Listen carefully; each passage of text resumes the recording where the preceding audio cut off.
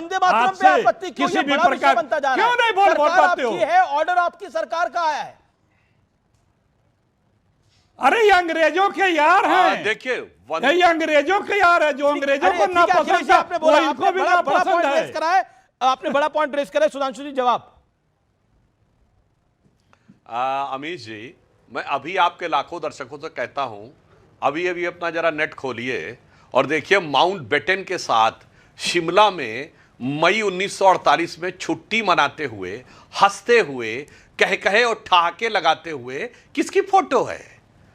अंग्रेजों से यार कौन है? अब मैं कोट कर रहा हूं दुर्गा दास की किताब from Curzon to Nehru and thereafter में सितंबर 1947 में पत्रकारों ने गांधी जी से पूछा कि आपने पटेल के ऊपर नेहरू को क्यों बना दिया, तो गांधी जी ने हंसते हुए कहा because he is the only English man in our party. Sir, Mahatma Gandhi को कोट किया गया है एक पद्म अवार्ड से सम्मानित पत्रकार के द्वारा, जिसके नाम पे डाक टिकट भी जारी हुआ था। खैर वो छोड़िए, अंग्रेजों से यारी किसकी थी? जिसका जन्म ही अंग्रेज से हुआ, वो अंग्रेजों से यारी की बात कर रहा है। जिस सत्ता में भी शपथ अंग्रेज से आई। अब छोड़िए, आज के विषय पे आते हैं। वो सबको पता है कि कहां से किसका शुरुआत हुई। सुधांशु जी, वंदे मातरम जय हिंद होना चाहिए नहीं होना चाहिए, आपकी निजी राय क्या है?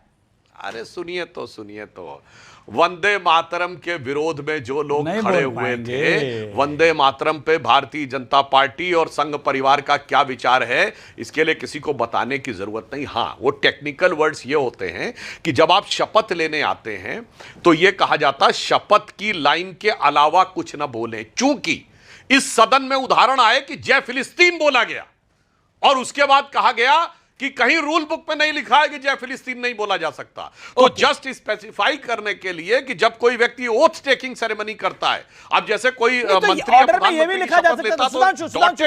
प्रियंका कुछ कहना चाहती है, ऑर्डर में तो ये भी लिखा जा सकता था। एक सेकंड, प्रियंका भी कुछ कहना चाहती है। महुआ माझी भी वेट करिए। प्रियंका 1 सेकंड, महुआ माझी भी पहली बार बोल ले। महुआ माझी, क्या आपको लगता है ऑर्डर में तो ये भी लिखा जा सकता था कि जय हिंद के अलावा कुछ नहीं बोल सकते? ये भी लिखा जा सकता था। योर टेक महुआ माझी। और प्रधानमंत्री ने जो ड्रामे की बात कही वो कितनी इंपॉर्टेंट है? के बारे और जो मैं कहना चाहूंगी कि मैं ऐसे अभी के एक मंत्री जी को जानती हूं जो हमारे स्टेट से हैं, और वो हर भाषण में वंदे मातरम से स्टार्ट करते हैं और वंदे मातरम से अंत करते हैं। और वहीं पर हमें जब सुनने को मिला कि इस तरह से ये आ रहा है तो हम बहुत हैरान रह गए कि आप ही लोग इसका सबसे ज़्यादा इस्तेमाल कर रहे हैं और आप ही कह रहे हैं कि इस पर बैन लगे। तो ये तो बहुत ही हैरानी वाली बात है कि आप एक तरफ कहते हैं कि हम हिंदी को प्रमोट कर रहे हैं और दूसरी तरफ आप चेयरमैन के रूप में जिनको चुनते हैं राज्यसभा के, वो हिंदी बोल नहीं पाते। तो ये जो विरोधाभास बार बार देखने को मिल रहा है, इससे देश भी दिग्भ्रमित है।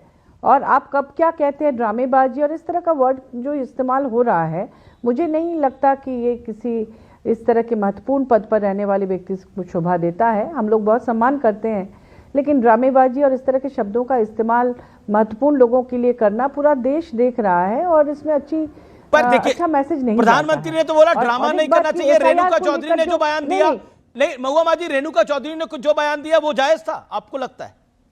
As a fellow member of parliament, देखिए रेणुका जी जब आई तो हम लोग बैठे थे पार्लियामेंट के अंदर में, हम लोग कैंटीन में बैठे थे, तो काटने वाले अंदर सारी बातें हमें जेल में बताई थी। हाँ, तो नहीं उसमें उन्होंने ये थोड़े कहा था, सांसदों के बारे में ये नहीं कहा था। काटने वाली बात जरूर कही थी कि काटने वाले संसद में भी हैं। तो ये काटने वाले मतलब उन्होंने इस सेंस में कहा था कि एक दूसरे पर दोषारोप करने वाले, झगड़ने वाले, लड़ने वाले, उस सेंस में कहा होगा।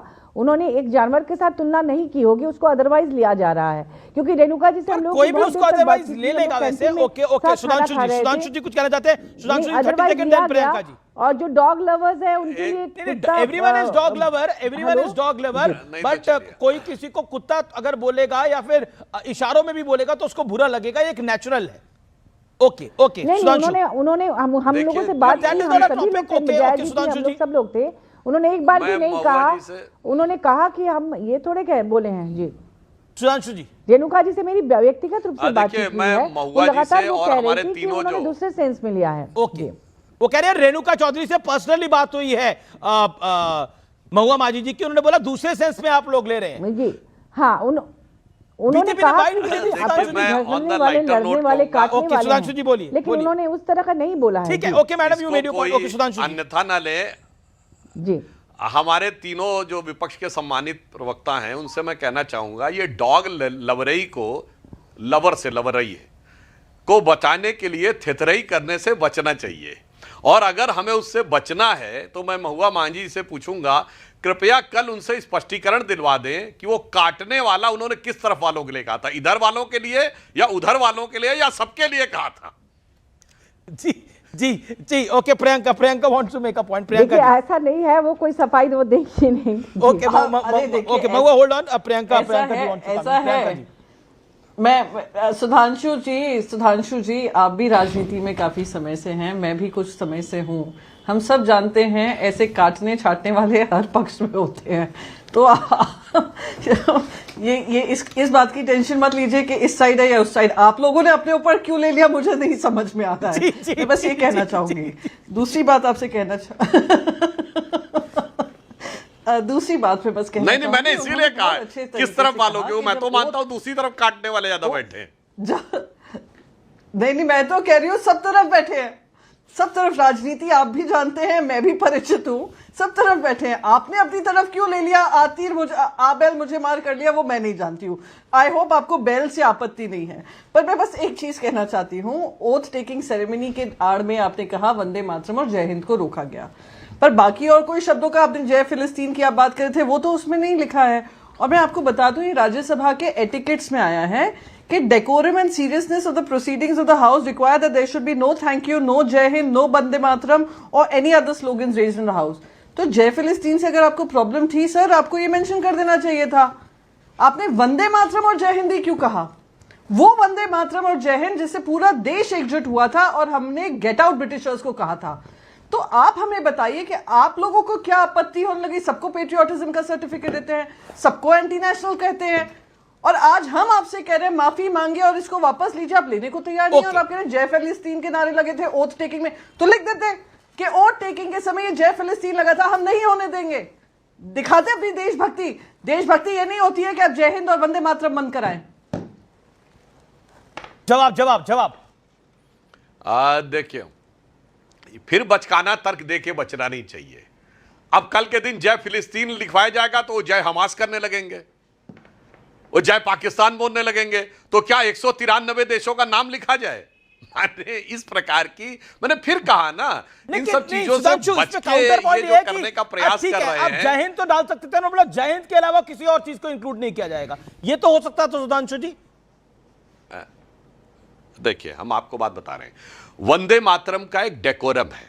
वंदे मातरम एक सम्मान के साथ लिया जाने वाला शब्द है और इसीलिए हर संसद सत्र की समाप्ति वंदे मातरम से ही होती है। भारतीय जनता पार्टी के तो वंदे मातरम से हर अधिवेशन समाप्त होता है। और सुनिए, पूरा वंदे मातरम गाया जाता है, वो काट के नहीं गाया जाता है। काटने वाले, यानी मतलब मेरा मतलब वंदे मातरम को काटने वाले उधर साइड बैठे हुए हैं।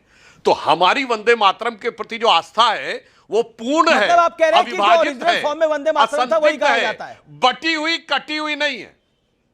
अमित जी, मैं इस पर बोलना चाहूंगी। ओके, मैं आपको बताऊं, हाँ देखिए, बंकिम चंद्र ने जो आनंद मठ उपन्यास लिखा उसके अंदर में ये गाना है।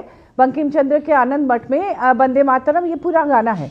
अब उसमें ऐसा था कि जब स्वतंत्रता आंदोलन चल रहा था तो ये वंदे मातरम इसको एक तरह से एक स्लोगन बना दिया गया। यही 2 शब्द वहां बोला जाता था और उसमें अंग्रेजों के खिलाफ जो लड़ाई लड़ी गई थी वंदे मातरम से ही लड़ी गई थी। उसमें पूरा गाना नहीं गाया जाता था। कांग्रेस के अधिवेशन में गाया जाता था, जिन्ना के विरोध के बाद इसे पूरा गाना नहीं, वो मैं नहीं कह रही हूँ। मैं कह रही हूँ कि स्वतंत्रता आंदोलन के समय में जब भारत आजाद नहीं हुआ था उस समय वंदे मातरम ये 2 शब्द ही बोला जाता था, पूरा गाना नहीं गाया जाता था। वो तो एक उपन्यास का अंश था जिसे बाद में आप लोगों ने पूरा गाना गाया या लोगों ने गाया। तो वंदे मातरम को काट के बोलने में क्या हर्ज है? वो देशभक्ति का प्रतीक है। अंग्रेजों के खिलाफ मैं ब्रॉडर चर्चा को लेकर आना चाहता हूं। मैं ब्रॉडर चर्चा को लेकर, ओके सुधांशु जी, सुधांशु त्रिवेदी 40 सेकंड, मैं एक बड़ी चर्चा को लेकर आना चाहता हूं। ओके सुधांशु जी, मैं बताना चाहता हूं काटने में क्या हर्ज है, बताता हूं। जब आप वो हिस्सा काट देते हैं, तुम दुर्गा 10 प्रहर धारणी, कमला कमल दल विहारिणी, तो जानते देश से कैसे कट जाते हैं। हाँ, हम तो इस देश को भारत माता मानते हैं। जब आप दुर्गा का अवतार मानते हैं, दुर्गा सरस्वती का प्रतीक मानते हैं, तो जानते हैं महुआ जी, जिस क्षण आप ये बोलते हैं तो आपकी आस्था कहां से जुड़ती है? उत्तर में वैष्णो देवी से लेकर दक्षिण में कन्याकुमारी तक, पश्चिम में मुंबा देवी से लेकर पूर्व में कामाख्या त्रिपुर सुंदरी और काली की कलकत्ता मां से लेकर विंध्यवासिनी जी तक, और ढाका की ढाकेश्वरी से लेके बलूचिस्तान की हिंगलाज माता तक जाके जुड़ती है। पर वो जो जोड़ने का भाव था वो आपने काट दिया डर के मारे, और सन 37 में काटा, 47 में देश कट गया। वंदे मातरम इसलिए हम इसके विरुद्ध हैं माँ की कि वंदना अगर आप करना। झुकते चले और माँ है जाएंगे तो यहाँ देश भारत के लिए और माता को समस्या बोला जा रहा है वंदे मातरम। आप इसको धार्मिक बना दे रहे हैं, लेकिन अगर ये देशभक्ति के रूप में आप देखा जाए तो भारत माता है। वंदे मातरम का मतलब है भारत माता की वंदना करते हैं हम, तो उसमें कहां से आप देवी देवता को ला रहे हैं? नहीं, वो पर अलग है, उनका उसमें- आध्यात्मिक अपना स्वरूप है, धार्मिक पर स्वरूप है। पर महुआ जी, जो पूरा वंदे लेकिन ये मातरम है भारत ओरिजिनल माता के स्वरूप लिए में, वंदे उसमें ये मातरम सब कहा बातें जा रहा हैं। है। Okay okay, Sudhanshu 30 second. चलिए एक लाइन, महुआ जी, हम देवी देवता को नहीं मान रहे हैं, चलिए जी। ये जानते भारत माता क्या भाव हम कहां से मानते आया? हैं। हम ये ऋग्वेद नहीं के कहते- पृथ्वी नहीं, सूक्त में मैं लिखा कहती हूँ है। कि आप देवी देवता को मानिए, मैं भी मानती हूँ। बोलिए। अरे सुनिए सुनिए, अरे आपको जो बहुत दर्द होता है ना भारत की संस्कृति को धार्मिक मानने का, उसका मैं उदाहरण देता हूं। ये भारत माता का भाव भी ऋग्वेद के नहीं, पृथ्वी हम लोग भी सूक्त मानते हैं। में ये शब्द देखिए, जो माँ आता, दुर्गा की- माता मैं भूमि बंगाली पुत्रो हम हूँ। पृथिव्या, मैं वहां से बंगाली आता हूँ, है। दुर्गा जी अब की आप पूजा कहेंगे वो भी करते हम हैं। मानने को तैयार नहीं अरे है, आप नहीं समझते। ये समस्या है। सुनिए, मैं बांग्ला भाषी हूँ, बंगाली हूँ, और बंगाली का के लिए माँ दुर्गा बहुत बड़ी देवी हैं। हम लोग दुर्गा के हर रूप की पूजा करते हैं और 10 दिन तक दुर्गा पूजा मनाते हैं, इसलिए वो अलग मामला है। लेकिन वंदे मातरम यहाँ माँ दुर्गा के लिए नहीं बोला जा रहा है, वंदे मातरम भारत माता के लिए बोला जा रहा है। मैं यही कह रही थी। मैं भी तिरुपति जाती हूँ और वैष्णो देवी भी सब जगह हम लोग जाते हैं। बंगाली कितने धार्मिक होते हैं आप जानते हैं। लक्ष्मी पूजा, सरस्वती पूजा, दुर्गा पूजा हम खुद करते हैं हम लोग घर में, और हर जगह जाते भी हैं। इसलिए उसके साथ मत तुलना कीजिए। मैं यहाँ कहती हूँ कि आप वंदे मातरम जो कह रहे हैं, मैं तो आपको भारत बताना माता के लिए चाहता कहा हूं। जा रहा है। ओके। आनंद मठ को पढ़ लीजिए, उसमें बंकिम चंद्र ने मैं उसको रुक भारत मैं रुक माता करता के हूं। लिए वंदे